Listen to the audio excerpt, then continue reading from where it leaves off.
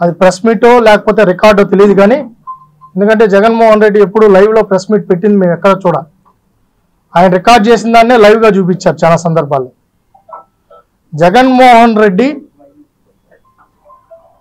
ఆయన మనస్తత్వం గురుగింజ కింద నలుపు ఆ గురుగింజకి తెలియదంట. ఆయన ముడ్డి కింద ఉండే నలుపు ఆయనకు తెలియడంలా. పక్క ఉన్న వాళ్ళ గురించి ఎప్పుడు నిరంతరం విమర్శించడం, అబద్ధాలు చెప్పడం, చెప్పి చెప్పి చెప్పి చెప్పి అధికారంలోకి వచ్చాడు జగన్మోహన్ రెడ్డి. వచ్చిన తర్వాత మళ్ళీ అబద్ధాలు చెప్పే పక్కనే మొదలు పెడితే జనాలు అని ఉంచి, అరే బాబు ఎన్నిసార్లు అబద్ధం చెప్తావయ్యా, నిన్ను నమ్మి ఓట్లేసాము, నువ్వు మంచి చేస్తావు అనుకున్నాము, రాష్ట్రంలో ఉన్న యువతకు, నిరుద్యోగులకు, బడుగు బలహీన వర్గాలకు నీ వల్ల న్యాయం జరుగుతుంది, నీ తండ్రిలో నువ్వు సగమన్నా ఉంటావేమో, మంచి జరుగుతుందేమో అని ఆశించాము. నీ అంత క్రూరమైన మనస్తత్వం, నీ అంత దుర్మార్గుడు, నీ అంత నీచుడు, ఇంకా చెప్పుకుంటూ పోతే రాక్షస కాలంలో ఎన్ని రాక్షస గుణాలు ఉండాలో అన్ని గుణాలు జగన్మోహన్ రెడ్డిలో ప్రజలు చూసేశారు. దండం పెట్టి ఆయన పక్కన పెట్టేశారు. పక్కన పెట్టినా కూడా ఆయన బుద్ధి మారలా. కుక్క తోక వంకరలాగా నిరంతరం పదే పదే అబద్ధాలు చెప్తూ ఏది పడితే అది మాట్లాడుతున్నారు, జనం వింటున్నారు కదా అనేసి. ఈ 5 నెలల్లో నువ్వు నిజంగా ప్రతిపక్ష నాయకుడిగా నువ్వు ఉండాలనుకుంటే ప్రతిపక్ష నాయకుడు పాత్ర ఏంటి? ప్రజల పక్షాన నిలబడే వాళ్ళు ప్రతిపక్ష నాయకుడు అవుతారు. నువ్వు ప్రజల పక్షాన్ని ఎప్పుడు నిలబడ్డావు? నీకు ప్రతిపక్ష పాత్ర నువ్వు ఎప్పుడు పోషించావు? ఎప్పుడు విమర్శలు, దూషించడాలు, తిట్టడాలు, హత్యలు, హత్య రాజకీయాలు తప్ప నువ్వు ఎప్పుడు ఏం చేసావని నిన్న మాట్లాడుతూ చాలా ఘోరాతి ఘోరంగా చంద్రబాబు నాయుడు గారు తల్లిదండ్రుల మీద ఆయన ఏదో చూసుకోలేదని, ఆయన పట్టించుకోలేదని, అన్నం పెట్టలేదని ఏదంటే అది మాట్లాడతారు. అసలు జగన్మోహన్ రెడ్డి నీ వయసు ఎంత? చంద్రబాబు నాయుడు గారి వయసు ఎంత? నువ్వు అప్పుడు ఏమన్నా పులివేందల నుంచి నారావరపుల్లో పుట్టినావా ఏంటి? నువ్వు ఎవరు చెప్పారయ్యా నీకు జగన్మోహన్ రెడ్డి? నారావారిపల్లి నీకు ఎప్పుడైనా వచ్చి చూసావా? నీ వయసు ఎంత? 2005లో ఖర్జూర నాయుడు గారు, అమ్మన్నమ్మ గారు 2005లో చనిపోయారు. 95లో ఖర్జూర నాయుడు గారు చనిపోయారు. అప్పుడు నీ వయసు ఎంత? ఎవరో చెప్తే రాయిట్ చేస్తే ఏదంటే అది మాట్లాడేస్తే జనంలోకి వెళ్ళిపోతుంది అనుకుంటే, గతంలో నువ్వు అపోజిషన్లో ఉన్నప్పుడు అదే చెప్పావు. బాబాయ్ చావు గురించి చెప్పావు, తెలుగుదేశానికి ఆపాదించావు, నారాసుర రక్త చరిత్రను రాయిపించావు. చివరికి చూస్తే నీ ఇంట్లోనే ఆ రక్తం అంతా ఉంది, ఆ కత్తి నీ ఇంట్లోనే ఉంది. చంపినవాడు మీ ఇంట్లోనే ఉన్నారు, చంపించిన వాళ్ళు మీ ఇంట్లోనే ఉన్నారు. తర్వాత కమ్మవారి గురించి మాట్లాడావు, డిఎస్పీలు ఎంతమంది అయినారు. మళ్ళీ దానికి సంబంధించి వెనక్కి చూస్తే అసలు ఖమ్మంలో ఉన్నదే దాంట్లో 3 మంది డిఎస్పీలు. ఇట్లా చెప్పి చెప్పి చెప్పి చెప్పి పింక్ డైమండ్ గురించి చెప్పావు. 1 కాదు 2 కాదు, ఎన్ని చెప్పాలో అన్ని అబద్ధాలు చెప్పి చెప్పి ఈ విధంగా చేశావు. చేసిన తర్వాత ఈరోజు మళ్ళా అదే పందాలో వెళ్తున్నావు. ఎంత దుర్మార్గంగా మాట్లాడుతున్నావు. చంద్రబాబు నాయుడు గారు కార్యాలు చేయలేదా? అయ్యా జగన్మోహన్ రెడ్డి, ఇది ఖర్జూర నాయుడు గారు, చంద్రబాబు నాయుడు గారి తండ్రి. ఖర్జూర నాయుడు గారు చనిపోయినప్పుడు ఆయన ముఖ్యమంత్రి హోదాలో ఉన్నారు, అప్పుడే ముఖ్యమంత్రి అయ్యారు. ఇక్కడున్న చాలా మంది సీనియర్ జర్నలిస్టులు తెలుసు. బహుశా ఒకసారి తిరుపతికి రా, మీ తండ్రి గారితో కూడా మాట్లాడిన జర్నలిస్టులు ఉన్నారు. చంద్రబాబు నాయుడు గారిని, మీ తండ్రి గారిని దగ్గరగా చూసిన జర్నలిస్టులు ఇదే తిరుపతిలో ఉన్నారు. ఒకసారి ఆ జర్నలిస్టులను అడుగు, ఆ రోజు ఏం జరిగింది, అప్పుడు ఏం జరిగిందో అందరికీ తెలుస్తుంది. ఇది ఇది ఇది ఆ రోజు అన్ని కార్యాలు దగ్గరుండి ఆయన చేసింది.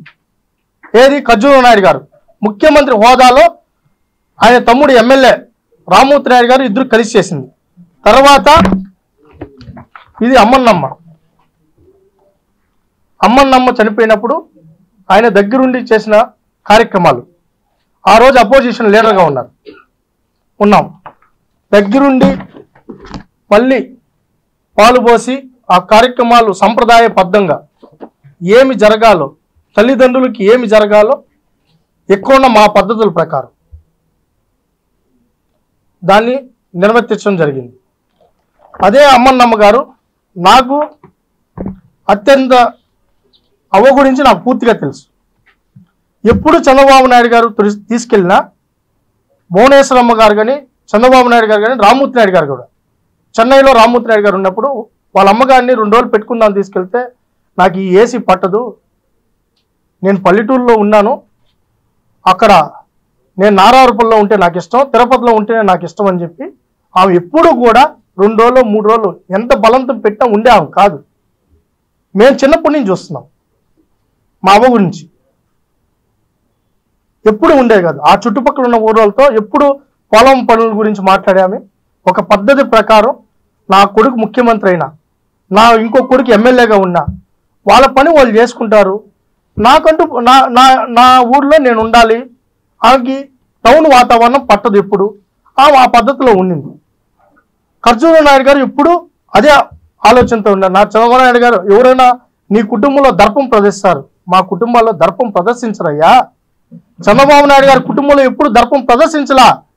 నీ కుటుంబంలో లాగా మైన్స్, గనులు, భూమి, నీళ్లు, పంచభూతాల్ని దోచుకోలా.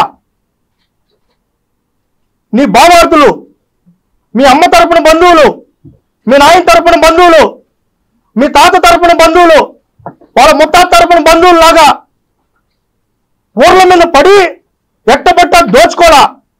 ప్రభుత్వ భూములు దోచుకోలా, మైన్స్ దోచుకోలా, గనులు దోచుకోలా, సూట్ కేసులు ఎత్తుకొని పోలా. అంటే ఎత్తుకొని పోవాలంటావా నువ్వు? ఆయన తోడబుట్టిన వాళ్ళు కానీ, ఆయన కుటుంబ సభ్యులు కానీ ఎప్పుడు కూడా ఒక పద్ధతి ప్రకారం నా బిడ్డలకు చెడ్డ పేరు రాకూడదు, నా అన్నకు చెడ్డ పేరు రాకూడదు, మంచి గురించి ఆలోచిస్తాడు. ఆయన పని చేసుకొని మా పని మేము చేసుకుంటున్నాం, మాకు పొలం ఉంది, మాకు కొన్ని బాధ్యతలు ఉన్నాయి, జాగ్రత్తగా చూసుకోవాలి, నా బిడ్డలు చదివించుకోవాలని వాళ్ళు ఉన్నారు. అయితే దాని గురించి కూడా విమర్శలు. ఎంత నీచంగా మాట్లాడుతున్నావు జగన్మోహన్ రెడ్డి. సొంత తల్లి మీద కేసు పెట్టిన నువ్వు, సొంత చెల్లి మీద కేసు పెట్టి కోర్టుకి లాగిన నువ్వు, బాలకృష్ణ గారు ఏదో ఆయన బిల్డింగ్ లో జరిగిందని చెప్తావా? మరి మీ అమ్మ మీద మీ చెల్లి మీద కేసు పెట్టమని చెప్పి చంద్రబాబు నాయుడు గారు చెప్పారా? కోర్టుకు లాగమని చెప్పి చంద్రబాబు నాయుడు గారు చెప్పారా? చంద్రబాబు నాయుడు గారు 24 గంటలు చంద్రబాబు నాయుడు జపం చేసుకుంటూ బతికిపోతున్నావు. ఏమి జరిగినా అది చంద్రబాబు నాయుడు గారు. ఏది ఆస్తుల పంపకం చేయొద్దని చంద్రబాబు నాయుడు గారు చెప్పారా? నీ చెల్లికి పదవి ఇద్దని చెప్పి చంద్రబాబు నాయుడు గారు చెప్పారా? నీ కోసం పాదయాత్ర చేసిందే నీ చెల్లి శర్మిలమ్మ. పాపం బిడ్డలు కూడా వదిలేసి తిరిగిందే. నువ్వు జైల్లో ఉంటే ఆమె నీ కోసం నిలబడిందే. నిలబడ్డావని నువ్వు నిలబెట్టుకోకుండా, నీ చెల్లిని నువ్వు కాపాడుకోకుండా, నీ చెల్లి ఆస్తిని నువ్వు ఇవ్వకుండా, చెల్లికి అండగా ఉండాల్సిన అన్నే అత్యంత దుర్మార్గంగా ప్రవర్తిస్తున్నప్పుడు ఆ చెల్లి బయట వెళ్ళిపోయి వేరే పార్టీలోకి వెళ్ళి ఆమె ఆ ప్రయత్నం చేసుకుంటా ఉంటే ఆమెకి చంద్రబాబు నాయుడు గారికి ఇంకా అంటగడతాడు. మరి ఆ రోజేమన్నా మీ ఇద్దరి మధ్య జరిగినప్పుడు చంద్రబాబు నాయుడు గారు మీ ఇంట్లో ఉన్నారా? జగన్మోహన్ రెడ్డి చెప్పాలి దీనికి కూడా సమాధానం. ఏదంటే అది మాట్లాడితే చెల్లుబాటు అయిపోతుంది అనుకుంటే ఎవరు చూస్తూ ఊరుకోరు. నీ చెల్లికి ఆస్తి ఇద్దని చంద్రబాబు నాయుడు గారు చెప్పారా? సూటిగా ప్రశ్నిస్తున్నావు. నీ చెల్లికి పదవి ఇద్దని చెప్పి చంద్రబాబు నాయుడు గారు చెప్పారా? అంటే నువ్వు చంద్రబాబు నాయుడు గారు మాట వింటున్నావా? నువ్వు